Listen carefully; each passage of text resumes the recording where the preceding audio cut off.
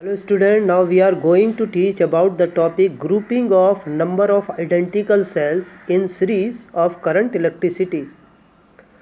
तो इसमें हमने n आइडेंटिकल सेल को एक्सटर्नल रेजिस्टर कैपिटल R से सीरीज़ में कनेक्ट किया है। n आइडेंटिकल सेल मीन्स के ऐसे सेल जिनका EMF और इंटरनल रेजिस्टेंस जो है वो सेम हो, हर सेल का उतना ही हो। यानी जैसे EMF पहले सेल का E है और इंटरनल रेजिस्टेंस स्मॉल r है, तो नेक्स्ट वाले का भी E और स्मॉल r ही होना चाहिए, इंटरनल रेजिस्टेंस और EMF। ठीक है, तो ये n आइडेंटिकल सेल है जिनको हमने एक्सटर्नल रेजिस्टर R से सीरीज़ में कनेक्ट किया है। तो इनका ईच का EMF E और इंटरनल रेजिस्टेंस स्मॉल r है। तो अब हम ये देखते हैं इन्हें सीरीज़ में कनेक्ट करने के बाद कि किस कंडीशन में एक्सटर्नल रेजिस्टर में मैक्सिमम करंट फ्लो होगा। तो अब हम इसका सबसे पहले इक्विवेलेंट EMF और इक्विवेलेंट इंटरनल रेजिस्टेंस फाइंड करेंगे। इस सीरीज़ कॉम्बिनेशन का जैसे हमने पिछले वीडियो में आपको बताया था कि हमने उसमें 2 सेल लिए थे सीरीज़ में, तो उसका इक्विवेलेंट EMF क्या आया था, उनके EMF का सम।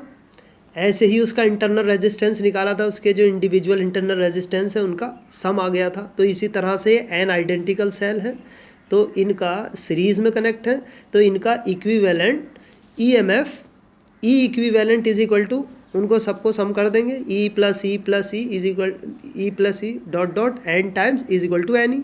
जैसे E और E 2E, फिर E 3E, फिर ऐसे ही अगर n टाइम्स हो जाएंगे तो क्या हो जाएंगे, एन ई हो जाएंगे, एन ई।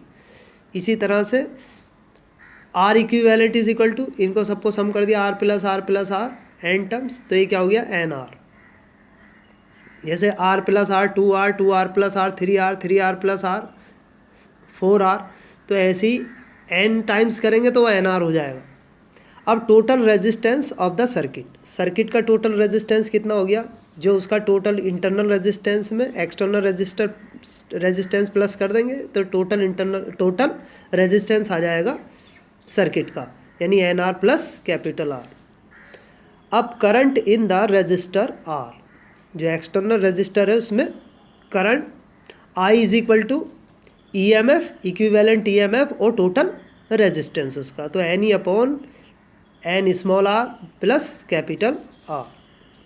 ये अब हम इसमें कंडीशन लगाते हैं। पहली कंडीशन क्या है, if capital R is very less than equivalent internal resistance NR।